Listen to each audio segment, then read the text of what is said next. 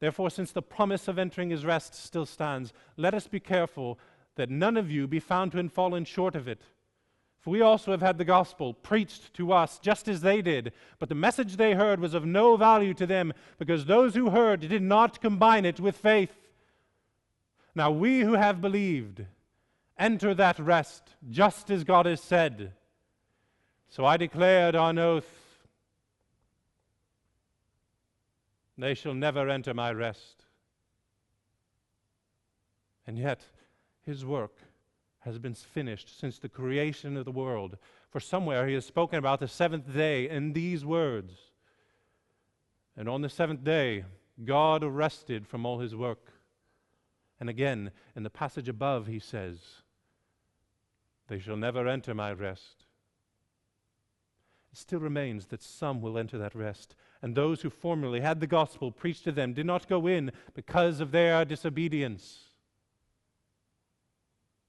Therefore God set another day, calling it a day when a long time later he spoke through David, as was said before, today if you hear his voice, do not harden your hearts.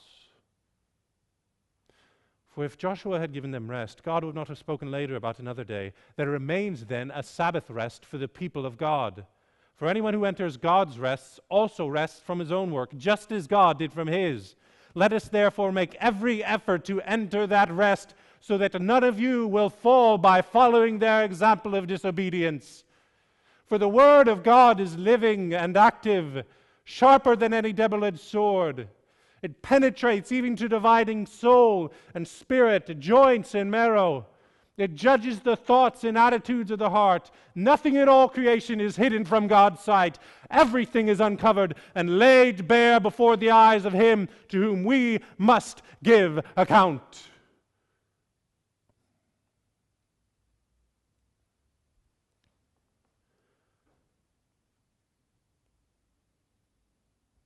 Therefore, since we have a great high priest who has gone through the heavens, Jesus,